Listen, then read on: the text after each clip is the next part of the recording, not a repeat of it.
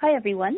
My name is Sandra Graham, and I'm the host of The Second It Clicks, where we will focus on the benefits of life's difficulties, stressors, and concerns, and learn some tips and strategies and practical solutions from our experts to lead fulfilled, healthy, and radiant lives.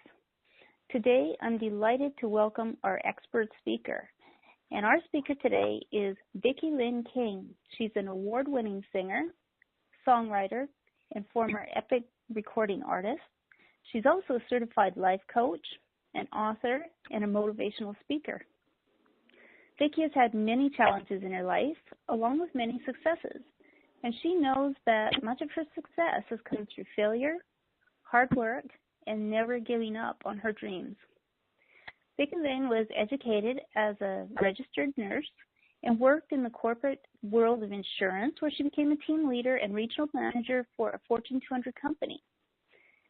Though she was successful in the business world, she wanted her personal life back, so King did the unthinkable. She quit. She then fulfilled her lifelong dream and authored the book, Gold: How to Go from Lost to Found, Awaken Your Inner Power, and Discover Your Midas Touch. She is currently doing keynote concerts, which weaves her life stories and songs together to form a tapestry of entertainment, humor, and inspiration. So welcome. Thank you, Sandra. It's good to be here. Thank you, and it's a real pleasure to have you. So today we're going to be talking about looking into some of life's difficulties and being able to excel past that and lead a radiant life. And in your book, you share with humor and insight your own struggles and triumphs on the journey that you've taken to create a life that you love. Now, I know you've had many challenges, from childhood abuse, divorce, and even cancer. And you start your book off with a quote: "You are never too old or too young to change your life. You are never too young or old to dream and see your dream come true." So I'm just wondering if you can start us off by sharing where you started and how you came along this journey that you're on today. Okay. I'll just probably tell you a little bit about my book. For my book, Gold, I wanted the book to be light and funny, and I wanted it to just be an interesting story. So there are things I don't talk about in my book, and some of it, like childhood abuse, and some of that has taken me a lifetime of learning and growing and finally expressing my feelings to work through some of the things that have happened to me. So none of that's in my book, but I start out with my book talking about all of the many interesting jobs that I've had in my life. I started out training horses and showing horses for other people. Then I went to college as a music major, and it's funny because music has always been my first love, but I let the influence of one person change my entire life direction, which was kind of a unfortunate thing, but I was young at the time, and this was somebody that was pretty cynical and said to me, "Well, you'll never make it in the music business. Singers are a dime a dozen." So I switched from being a music major and became a registered nurse.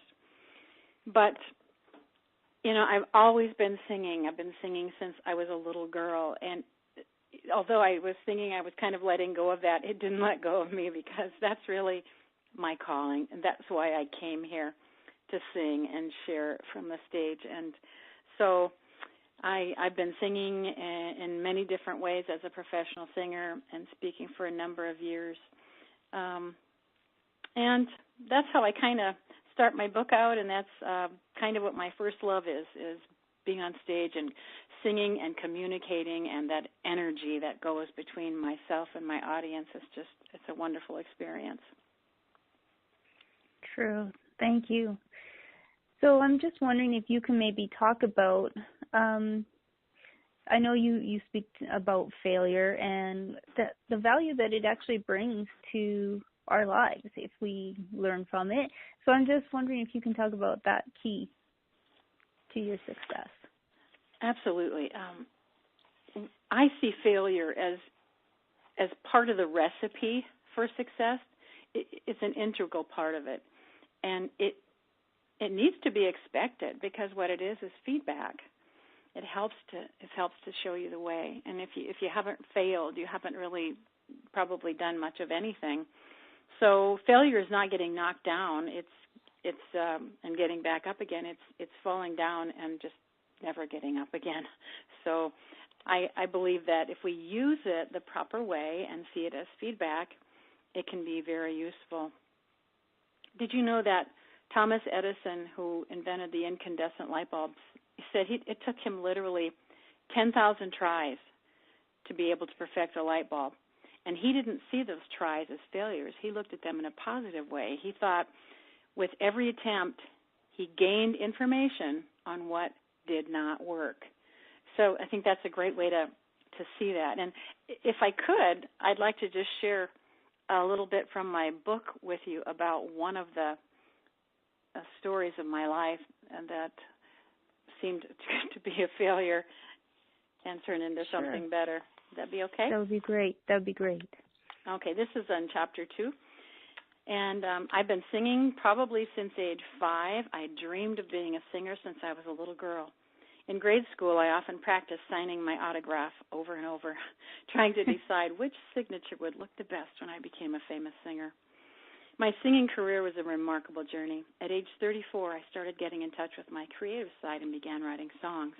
Most of them were best suited for the trash can, but a couple of them turned out fairly well. I also entered a number of singing contests to see how I would do. I entered state fair talent contests and did win some, and mixed in with the wins were also some losses. And then I decided to enter a contest that was nationwide, kind of like American Idol. I believed if I could just win this contest, fortune would smile on me and all my childhood dreams would come true. So I started out the first year in the contest, and I won the local and the state, and I made it to the regional finals, but I didn't win. So, I was pretty happy with that. And then I decided I'm going to just continue entering this contest every year until I win. When with 100,000 people competing in the contest every year, 100,000 people, this is a very lofty goal. Would I still be hobbling up to the stage with my walker and my hearing aids to compete? How long would they let a little old lady continue to sing in the contest? Interestingly enough, the second year in the competition, I made it to the national finals. I was filled with excitement and anticipation. Would this be my big year? The prize was amazing, a lot of cash, a major recording contract, and a brand-new pickup truck. Unfortunately, I finished the contest in second place. While the winner garnered all the money and the honors, the second-place finisher got zip, zilch, nada. Most of my family came to each contest, and they just knew I would win. When I did not, which happened on several occasions, they were very disappointed, and so was I. I seriously considered whether I could continue on in the contest, but I did decide to continue, even in the midst of the heartbreak of losing. Keep in mind that this was a childhood dream dangling in front of me like the proverbial carrot on a stick, or in my case, a chocolate brownie covered with pecans. For my third year's efforts, I also came up empty-handed as I lost out at the state level of the contest. Losing at the state really took the wind out of my sails. And at this point, I learned for the first time one of the most valuable lessons of my life. Success does not come to the most talented or the most brilliant. It doesn't come to the one who's the best looking or the one with the most money. Success is the result of wanting something so much that nothing can stop you from getting it. It's not failure to lose. In every adversity, there's a lesson to be learned. To be a success, all you have to do is continually pick yourself up and go on until you get what you're looking for and longing for. Perseverance is the key to unlocking your dreams. So I entered my fourth year of the competition with a new attitude. My thoughts were not about comparing myself to other contestants. That concept is pretty amazing when you think about it, since the whole point of a contest is comparing. My Creator had taught me not to compare, but to bring my gifts, such as they were, to Him. I was there to perform the songs I had written, songs from my heart, as only I could sing them. I just needed to be a channel for God to flow through. I would sing and He would touch the people. The finals took place on national television. I stood behind the enormous, sparkling curtains of the Grand Ole Opry in Nashville, Tennessee, and I knew it was my turn. As I heard my name announced and saw the curtains parting in front of me, I was in my bliss. I enjoyed that performance more than any other and connected with my audience in a mysterious and powerful way. In fact, in the middle of my second song, the audience spontaneously burst into applause as I was singing. As I signed autographs for the many people who flocked to the stage to meet me, the national champion, I was the one being blessed. This is a lesson I hoped I would not forget. All the hours of practicing, praying, crying, trusting, sometimes doubting, and yet still persevering had brought me to this place. It's a wonderful thing to see a goal fulfilled, to see a dream take shape and become reality. So there's a lot more, but maybe that's enough to share with you. Oh, that's beautiful, and I love that you read from the book because that gives insight onto how it's written, and that was beautiful. Thank you. Sure. And you kind of ended about gratitude at the end there, so I'm wondering if maybe you could expand a little bit more on the importance of gratitude. You bet. Gratitude, I see this as a key thing, a huge thing in my life. And probably it is in everyone's life. Complaining is not productive. In fact, it's destructive. When a person complains and criticizes and so on, you're focusing on what you don't want in your life. And in doing that, you bring more of the same into your life because whatever you focus on expands. One of the parts of my story that I do talk about is that in part of my life, actually half of my life, I used to waffle between being in a fog of depression and, having some joy about some things in life. And I would say things like, I'm not happy, I'm so sad, maybe I don't even know how to be happy. So most of the time, I was depressed. And along the way, I figured out some of the things that I could correct to change that. And one of the things is, Chapter 10 in my book is entitled Don't Believe Everything You Think. Scientists tell us that 70% of our thoughts that we have every day are negative. They're just automatically negative. And so I figured out that if I don't focus on this and practice changing it, it will be happening within my mind, and my thoughts will have control of me instead of me having control of my thoughts.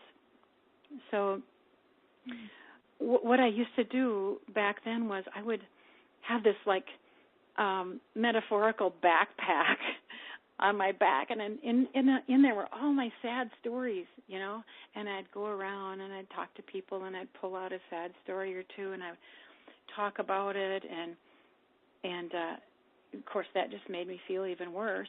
And then people would say, oh, that's so hard. How did you ever do it? And I would be like, yeah, see, it was really hard for me. and what I learned was what I was actually doing was I was dragging my past into the present moment because what I was talking about wasn't happening to me anymore. It was only a memory in my head. And I was terrorizing myself in the present moment with something from my past. And so I learned to let it fall away and to forgive and to be able to focus on positive things and giving thanks for what I have. Being thankful to our Creator, to the universe, to God, whatever you call it, is not something that changes God. It changes us. And it helps to change your attitude and your outlook on life. Because it doesn't matter what happens to you. Difficult things happen to everyone. All that matters is how you react to what happens. So what I learned to do, and I did this through a lot of practice and a lot of hard work, is change what I say, what comes out of my mouth and goes back into my own ears because I hear it. And I changed those statements to things like, everything works out great for me. I still do this. I said this today. Everything works out great for me.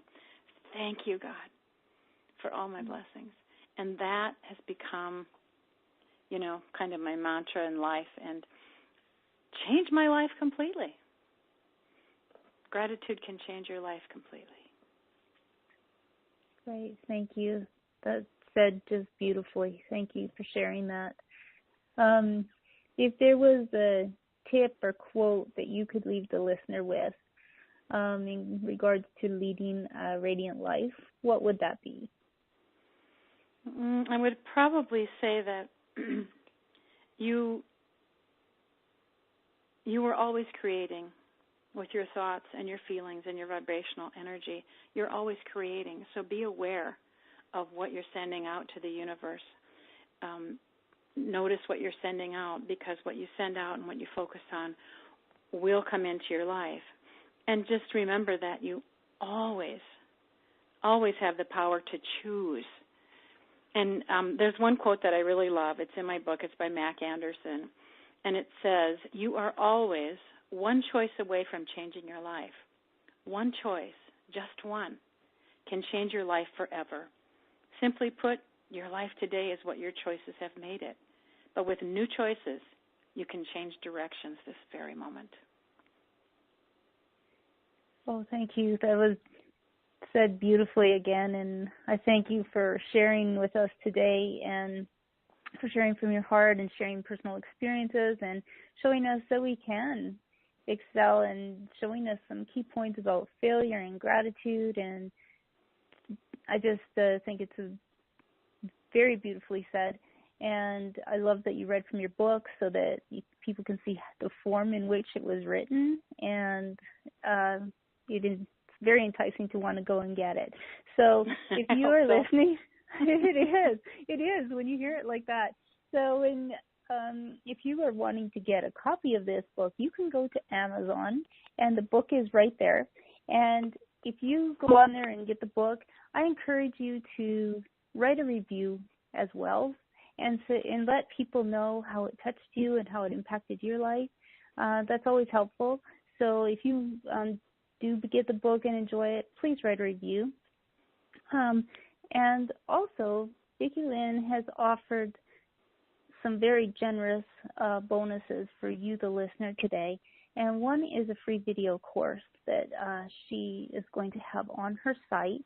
And also, if you go to her site, there's a free chapter from her book on that site as well. So I encourage you to go to the links that we've provided, and you'll be able to click directly to her and get access to these great resources. And also, as we've mentioned, Vicki Lynn is an award-winning singer and songwriter, and she does have music and CDs out, and so we're going to provide a link for you as well so that you can actually get some of her music. It's great, and I know it'll be like a welcome into your collection of music. So thank you for listening today. Thank you for tuning in, and we will see you tomorrow with another expert on the second eclipse. Thank you.